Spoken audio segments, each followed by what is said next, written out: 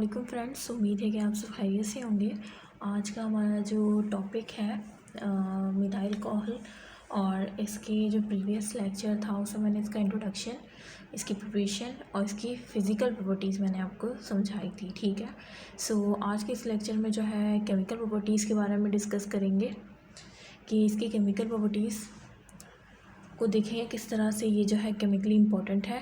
Then start करते हैं lecture को। देखिए, केमिकल प्रॉपर्टीज़ में सबसे पहले जो आ जाता है ऑक्सीडेशन टू फॉर्मेल्डिहाइड।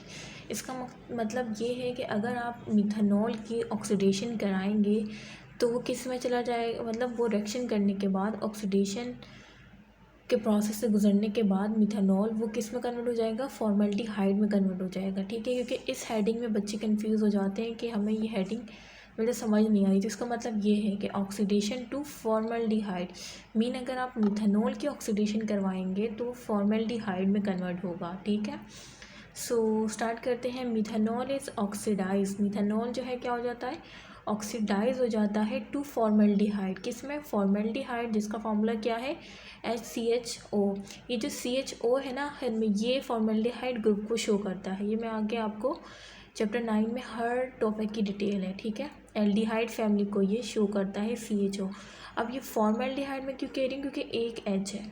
अगर मतलब यहाँ पे जो है अगर CH3 होता, ठीक है, सो ये होता एसिटाल्डिहाइड। ठीक है, एसिटाल्डिहाइड हो जाता, लेकिन यहाँ पे क्या है, फॉर्मेल्डिहाइड है क्योंकि एक ही कार्बन है। जब CH3 लगेगा तो दो कार्बन हो जाएंगे ना, एक ये एल्डिहाइड ग्रुप का और एक CH3 मीन्स मिथाइल जो ग्रुप है उसमें C, तो दो हो जाएंगे। तो इस वजह से उसे एसिटाल्डिहाइड कहा जाता है। ठीक है, सो ये फॉर्मेल्डिहाइड है। अच्छा, हम कहाँ थे, व्हेन हीटेड विद, और जब हम इसको क्या करते हैं, हीटेड करते हैं with a mixture of potassium chromate, जिसका फॉर्मूला क्या है, पोटेशियम 2। ये K जो है इसे पोटेशियम कहा जाता है, ये Cr को क्रोमियम कहा जाता है, और ये ऑक्सीजन है, नहीं पोटेशियम 2, क्रोमियम भी 2 है, ऑक्सीजन 7 है, तो इसे कहा जाता है पोटेशियम क्रोमेट। तो कुछ बच्चों को ये भी नहीं पता होता कि इसे क्या कहा जाता है, क्योंकि इन्होंने जो है 9 में शायद दिल लगा के नहीं पढ़ा होता, जबकि मैंने अपनी क्लास को जब मैंने 9 में पढ़ाया था, क्योंकि मैंने अपनी क्लास फेलोज़ को एज अ टीचर पढ़ाया है, तो मैं उनसे कहती थी कि ये पोटेशियम क्रोमेट है इसका नाम, और इसको लिख लो, इंग्लिश में लिख लो या उर्दू में लिख लो, रोमन में लिख लो, लेकिन इसको लिख लो कि इसका नाम पोटेशियम क्रोमेट है। क्योंकि अभी तो आपको पता है कि पोटेशियम क्रोमेट में पढ़ा रही हूँ, लेकिन अगर मैं कल पूछूंगी तो आपको याद नहीं रहेगा, तो आप लिख लें। तो वो साथ में ना लिख लेते थे, और उनकी केमिस्ट्री आज बहुत अच्छी है। तो बच्चों को ये भी नहीं पता होता कि इसे क्या पढ़ते हैं, वो इसको K2Cr2O7 करके याद करते हैं। तो ये पोटेशियम क्रोमेट है। ठीक है, क्योंकि फार्मूलाज भी MCQ में पूछे जा सकते हैं। एंड कंसनट्रेटेड H2SO4, और कंसनट्रेटेड फॉर्म में हम सल्फ्यूरिक एसिड H2SO4 इसका फॉर्मूला है। ठीक है, इसे कहते हैं सल्फ्यूरिक एसिड। ठीक है, सो ये भी आपको पता होना चाहिए। मेरी फ्रेंड्स जो देख रही होंगी उनको याद होगा, मुझे उम्मीद है, क्योंकि उनको मैंने काफ़ी वर्ड टू वर्ड समझाया है जिस तरह मैं अभी पढ़ा रही हूँ। सो ठीक है, सो यही कह रहे हैं कि मतलब आप जब मिथानॉल को ऑक्सीडाइज करवाएंगे तो आपको फॉर्मेल्डिहाइड मिलेगा, जिसका फॉर्मूला ये है, when heated with a mixture of potassium chromate concentrate. यानी जब आप ये जो मिक्सचर है ना पोटेशियम क्रोमेट का और कंसनट्रेटेड H2SO4 में सल्फ्यूरिक एसिड का, जब आप इसको हीट करवाएंगे ना तो आपको ये नेसेंट ऑक्सीजन मिलेगा। ठीक है, तो ये नेसेंट ऑक्सीजन क्या करेगा, इस मिथानॉल से रिएक्ट कर जाएगा, और इसके रिजल्ट में क्या बन जाएगा, फॉर्मेल्डिहाइड बन जाएगा और वाटर का मॉलिक्यूल बन जाएगा। ठीक है, सो ये इस तरह से हुआ है। पर उसके बच्चे ये कहते हैं कि यार ये जो है, मतलब मेरी फ्रेंड जब हम कॉलेज में बंक करते थे तो वो कहती थी यार ये मुझे पढ़ा दो, तो फिर वो यही पूछी थी यार मतलब ये ऑक्सीडेशन हो रही है तो इसमें इसका जिक्र कहाँ से आ गया। तो भाई ये जो है ये कह रहे हैं कि मतलब जब आप पोटेशियम क्रोमेट और कंसनट्रेटेड सल्फ्यूरिक एसिड के मिक्सचर को हीट अप करेंगे ना, तभी तो ये नेसेंट ऑक्सीजन निकलेगा ना इनके हीट अप करने से। जब ये यहाँ से निकलेगा तो ये मिथानॉल से रिएक्ट करेगा, और इसके रिएक्ट करने पर जो है आपको फॉर्मेल्डिहाइड और H2O मिलेगा। अब ये कैसे बना देखें हम, यहाँ से जो है ये 3 H है ना, यहाँ से 2 H निकाल दें, 2 H और एक O, ये क्या बन गया H2O। ठीक है। और यहाँ पे कितने कितने क्या बचा, एक एच बचा, तो वही आ गया CHO और एक H, इस तरह से हुआ है। ठीक है, सो रट्टा लगाने की ज़रूरत नहीं है। आई होप कि आपको समझ आ गया होगा। अच्छा, ये तो हमारी जो है फर्स्ट केमिकल प्रॉपर्टीज़ थी। स्टार्ट करते हैं नेक्स्ट। अच्छा, नेक्स्ट में ये इन्होंने थोड़ा सा फिर डिटेल बताया यहाँ पे कि फॉर्मेल्डिहाइड, इसको आप मिथानेल भी कह सकते हैं, मिथानेल। ठीक है, ये जो AL है ना लास्ट में, ये एल्डिहाइड फैमिली को शो करता है। ठीक है, ये एल्डिहाइड लिखा है ना, फॉर्मेल्डिहाइड, आपको समझ रहे हैं कि एल्डिहाइड फैमिली है। लेकिन जैसे कि मिथानॉल है, उसमें जो आखिर में OL था तो वो अल्कोहल फैमिली को शो कर रहा है। इस तरह से इसमें जो AL है ना, ये एल्डिहाइड फैमिली को शो कर रहा है। ठीक है, वो मिथानॉल था तो ये मिथानेल है, क्योंकि आपने मिथानॉल की ऑक्सीडेशन की है तो आपको फॉर्मेल्डिहाइड मिला है। फॉर्मेल्डिहाइड का दूसरा नाम क्या है, मिथानेल। अगर आप इथानॉल की ऑक्सीडेशन करते तो आपको एसिटाल्डिहाइड मिलता, जिसे इथानेल कहते हैं। ठीक है, अच्छा, अब ये कह रहे हैं जो आपको फॉर्मेल्डिहाइड पीछे मिला है, या मिथानेल कह लें, ठीक है, मिथानॉल की ऑक्सीडेशन से मिथानेल मिला है, OL की जगह AL लग जाएगा। ठीक है, यानी अल्कोहल फैमिली से वो चेंज हो गया एल्डिहाइड फैमिली में। तो ये भी MCQs आ सकता है कि वो अगर हम अल्कोहल फैमिली से एल्डिहाइड फैमिली में जाना चाहते हैं तो कौन सा प्रोसेस से गुजरना होगा। तो MCQs में 4 ऑप्शन होंगे, उसमें से एक ऑक्सीडेशन होगा, तो आप ऑक्सीडेशन पे टिक करेंगे अगर आपने कॉन्सेप्ट वाइज समझा होगा, जैसे अभी मैं पढ़ा रही हूँ। अभी आपको क्लियर हो रहा है ना, मैं सारी बातें भी बता रही हूँ, सारे पॉइंट भी बता रही हूँ कि ये एक फैमिली से दूसरी फैमिली में कन्वर्ट हुआ है, इसका दूसरा नाम ये है, इसका तीसरा नाम ये है, सब कुछ बता रही हूँ। तो ये सारी बातें मैं आप लोग के लिए बता रही हूँ, मुझे तो पता है, बार बार रिपीट भी आप लोग के लिए कर रही हूँ, तो इसे अपने दिमाग में भी बिठा लीजिएगा। और बता भी रही हूँ कि ये MCQs आ जाता है।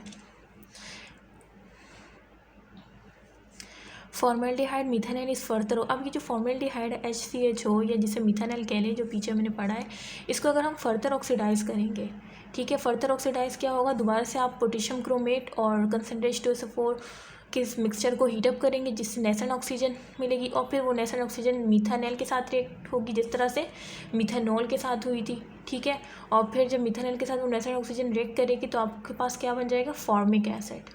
ठीक है, यहाँ पे देखें ये रिएक्शन भी दिया है, ये फॉर्मेल्डिहाइड, ये देखें आपने फिर इसको मिक्सचर को हीटअप किया, आपको नेसेंट ऑक्सीजन मिली, ये इसके साथ रिएक्ट कर गया और ये फॉर्मिक एसिड बना। ठीक है, क्योंकि आपने मिथानेल की ऑक्सीडेशन की है तो आपके पास फॉर्मिक एसिड बना है। अगर आप इथानेल की करते तो आपके पास एसिटिक एसिड बनता, इस H की जगह CH3 आता, जिस तरह मैं पीछे बताया था मैंने।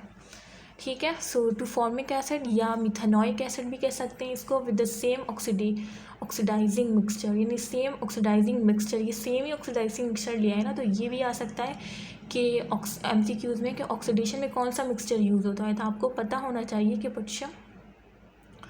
पोटेशियम डाइक्रोमेट, ठीक है, और ये कंसनट्रेट H2SO4, समझ आ रही है। अच्छा, कहाँ पे थे हम, एस्टर फॉर्मेशन।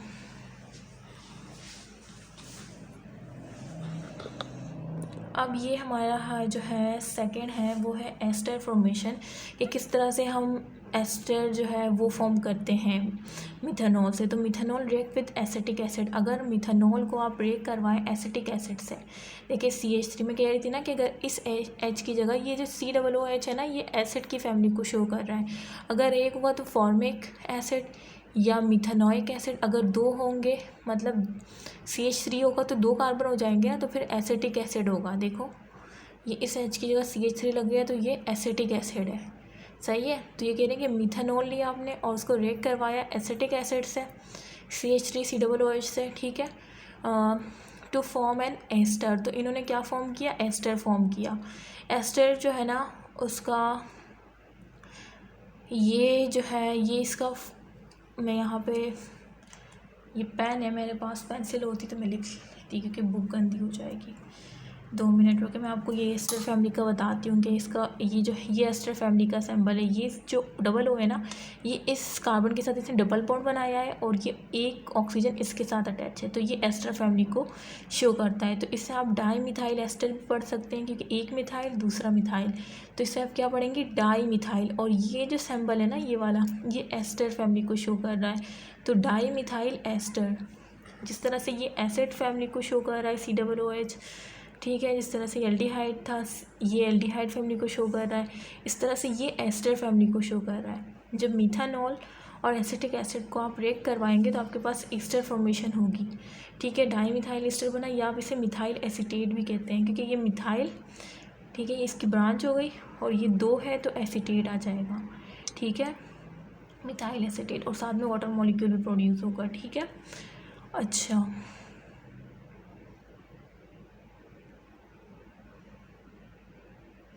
मैं आपको बता दूं कि किस तरह से प्रोड्यूस, यहाँ से OH जाएगा और यहाँ से H जाएगा, तो ये H2O निकल जाएगा और ये CH3 यहाँ आके लग जाएगा। देखें वही चीज़ आ गई ना, तो इस वजह से आपको रट्टा लगाने की ज़रूरत नहीं है, मैं साथ में आपको बता रही हूँ कि किस तरह से क्या हुआ है। और इसकी फ्रूटी स्मेल होती है एस्टर की, ठीक है, ये MCQs में भी आ चुका है और आता रहता है कि एस्टर की कैसी स्मेल होती है, तो इसकी फ्रूटी स्मेल होती है, ठीक है, देखो मैंने लिखा भी है।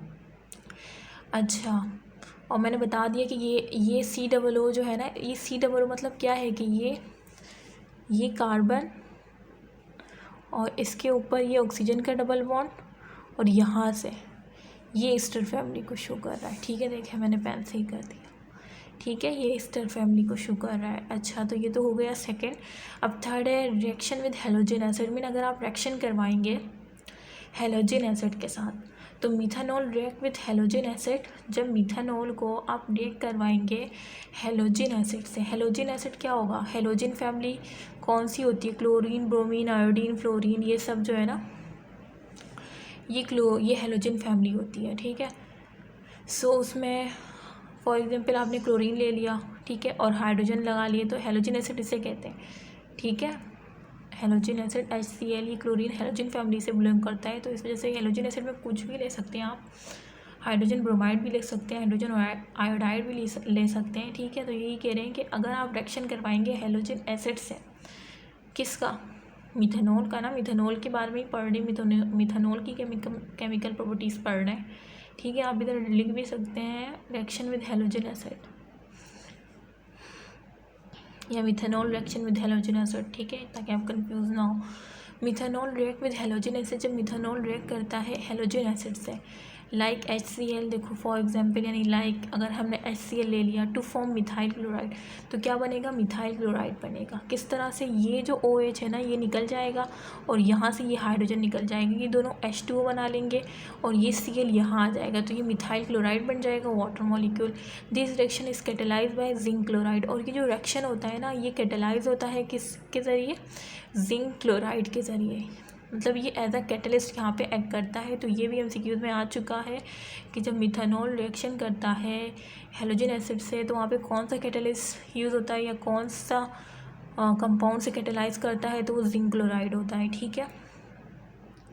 या ये भी आ सकता है कि मिथेनॉल के कौन से रिएक्शन में जिंक क्लोराइड यूज़ होता है, तो रिएक्शन विद हेलोजन एसिड होता है, ठीक है। सो तरह तरह के MCQs यहाँ से बन सकते हैं। या आपको लग तो रहा है बहुत सिंपल, लेकिन मैं जो यहाँ पे एक एक बात बता रही हूँ, ये आपके फ़ायदे के लिए बता रही हूँ कि इसमें से बहुत सारा के MCQs आ जाते हैं। हम समझते हैं कि बस इसको हम एक दफ़ा रीडिंग कर लें, मतलब हमें दिमाग में बैठ गया, तो ये खुद निकाले, जिस तरह से मैं निकाल रही हूँ ना, कि इसको इस तरह से भी पूछा जा सकता है, इसको इस तरह से भी पूछा जा सकता है। ये वीडियो आपके लिए बहुत ही बेनिफिशियल है, तो इसको ज़रूर देखेगा और अपने फ्रेंड के साथ ज़रूर शेयर कीजिएगा, ठीक है। तो ये मैं जब बता रही होती हूँ ना कि इसको इस तरह से हर फॉर्म में आपको बता रही होती हूँ कि इस फॉर्म में भी आ सकता है, उस फॉर्म में भी आ सकता है, ताकि आपके माइंड ओपन हो, क्योंकि मेरा बेसिकली काम यही है कि आपके माइंड को खोलना, आपको सोचने पे मजबूर करना, ठीक है। जिस तरह से मैं ये बता रही हूँ ना कि MCQs आते ही इस तरह से घुमा फिरा के, हम कहते हैं यार पढ़ा तो था लेकिन याद नहीं आ रहा है, पूछा क्या इन्होंने, क्योंकि वो घुमा फिरा के जिस तरह बता रहे हैं कि इस तरह भी पूछ सकते हैं, इस तरह से भी पूछ सकते हैं, वो आपके कॉन्सेप्ट को चेक कर रहे होते हैं। तो काइंडली कॉन्सेप्ट को मजबूत करें, स्ट्रॉन्ग करें, ठीक है। उम्मीद है कि आपको समझ आ गया होगा। ये जो है मैंने केमिकल प्रॉपर्टी डिस्कस की है मिथाइल अल्कोहल की। इंशाल्लाह नेक्स्ट वीडियो में जो है मैं यूजेस ऑफ मिथाइल अल्कोहल आपको पढ़ाऊँगी और देन फिर हम मिथाइल अल्कोहल की तरफ मूव करेंगे। सो अगर आपको ये लेक्चर पसंद आया हो तो इसे लाइक ज़रूर कीजिएगा अपने फ्रेंड के साथ, अपने रिलेटिव्स के साथ, ठीक है।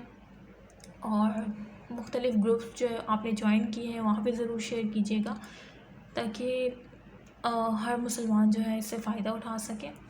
और बस मुझे अपनी दुआओं में ज़रूर याद रखिएगा और अपनी पढ़ाई पे ज़्यादा से ज़्यादा फोकस करें और MCQ ज़्यादा सॉल्व करें। जो टॉपिक में पढ़ा रहे हो उसको समझने के बाद, पढ़ने के बाद उसके MCQ ज़रूर सॉल्व किया करें, क्योंकि अब मेरे पास इतना टाइम नहीं है कि मैं साथ साथ आपको MCQ भी सॉल्व करवाऊँगी। इंशाल्लाह सवाब भी आएगा, ज़रूर करवाऊँगी मैं, लेकिन फ़िलहाल अपने एंड पे भी कीजिए, ठीक है। ओके, मैं इजाज़त लेती हूँ। आज का लेक्चर यहीं तक रखते हैं। नेक्स्ट वीडियो में यूजेस ऑफ मिथाइल अल्कोहल पढ़ाऊँगी। तब तक के लिए अल्लाह हाफ़िज़ और अपनी दुआओं में मुझे ख़ास कर याद रखिएगा, ठीक है।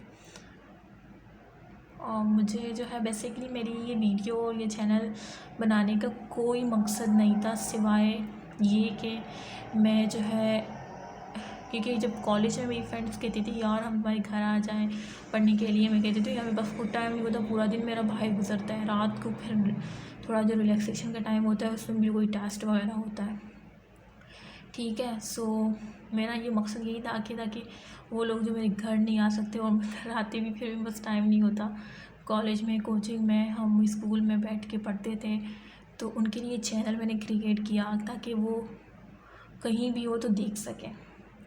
और मुझे कोई लेना देना नहीं कि चैनल से, मैं बेशक अल्लाह वाकिफ़ है मेरे दिल से कि मेरा कोई ऐसा इरादा है, मुझे तो पता भी नहीं था कि चैनल की ये होता है वो होता है। मैंने ना सिर्फ चैनल क्रिएट करवाया अपने फ्रेंड से कि यार चैनल बना दो ताकि इसमें वीडियो अपलोड करूँ मैं, और वो लड़के जो मुझसे रिक्वेस्ट कर रही है घर आने की उनके लिए मतलब फ़ायदा हो जाए। और बाद में पता चला कि चैनल के तो बहुत सारे ड्रामे हैं, तो भाई मुझे तो इन ड्रामों से दूर रखें। मेरी फ्रेंड कहती है ये करो वो करो, मैं कहती हूँ बस यार इनको समझ आ जाए, बाकी डिज़ाइनिंग बाद में देखूँगी, पहले मेरे पास टाइम ही नहीं होता पहले तो वीडियो अपलोड करने का, तो मैं वो कर लूँ तो बड़ी बात है, ठीक है। तो मेरा इस चैनल के पीछे बस यही मकसद है कि मुझे आप लोग जो है कामयाब हो अपनी पढ़ाई में, और मुझे अपनी दुआओं में हर नमाज में ज़रूर याद रखा करें, बस मेरा यही मकसद है।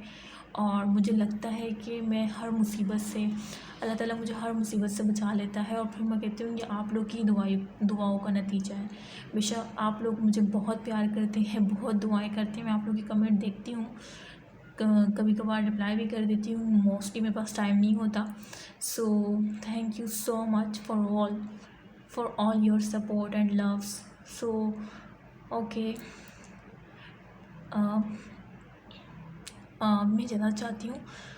ओके, अपनी दुआओं में याद रखिएगा और अपने फ्रेंड के साथ ज़रूर शेयर कीजिएगा। अल्लाह हाफ़िज़, नेक्स्ट वीडियो में मुलाकात होगी।